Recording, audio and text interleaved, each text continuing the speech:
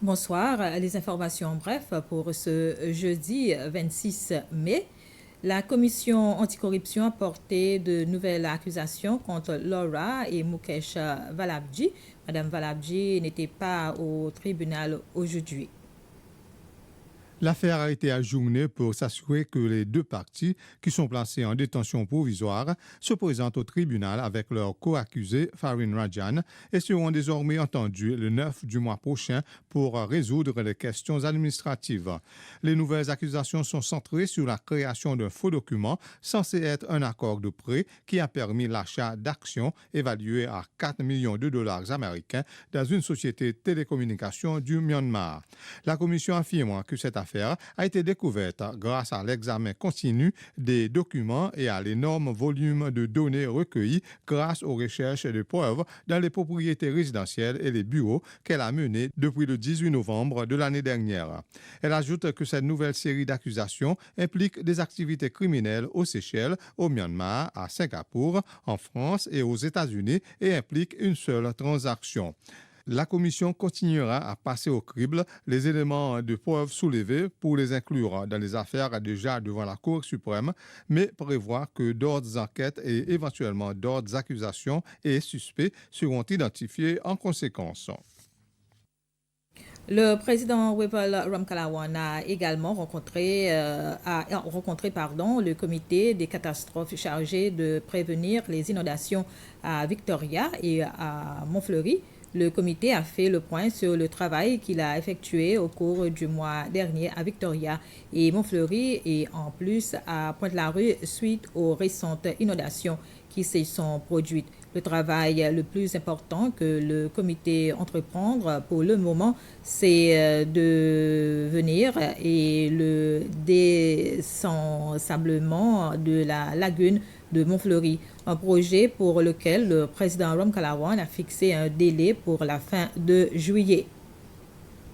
Le ministre d'État aux Affaires du Royaume d'Arabie Saoudite, Ahmed Katan, était en visite officielle dans le pays cette semaine. Il a rendu une visite de courtoisie au président Ramkalawan ce matin à State House, où il a remis au président un message spécial du roi d'Arabie Saoudite.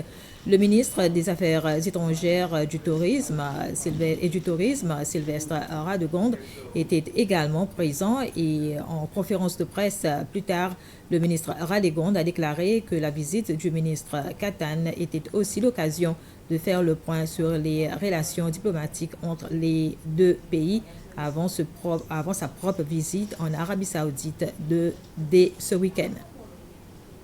Nous avons profité à cette occasion pour aussi passer en revue les différents dossiers, les projets de coopération entre nos deux pays. Les discussions se sont bien déroulées. Je pars moi-même ce week-end pour une visite officielle en Arabie Saoudite à l'invitation du ministre des Affaires étrangères d'Arabie Saoudite. Et nous espérons à ce moment-là vraiment formaliser ces relations. Nous aurons deux accords à signer. Un accord sur la coopération générale et puis un autre sur le tourisme.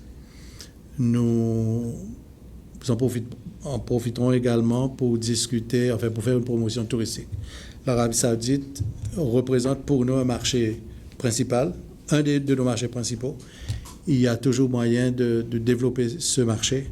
Et ce que nous comptons faire cette fois-ci, il y aura plusieurs activités, dont une conférence de presse avec les partenaires de l'industrie du tourisme en Arabie Saoudite. Très bientôt, les habitants de Praslin auront leur propre station de contrôle technique pour véhicules. C'est le ministre des Transports qui a fait cette déclaration en répondant à une question de l'Assemblée nationale posée par le député de Bessentan, Churchill Gill. À partir du mois prochain, les travaux de construction vont démarrer pour une nouvelle station de contrôle technique à Praslin. Le projet sera effectué sur île Ève et l'autorité des planifications attend son approbation avant de lancer l'appel d'offres. Voilà, c'était les informations, mais en bref, merci de votre attention.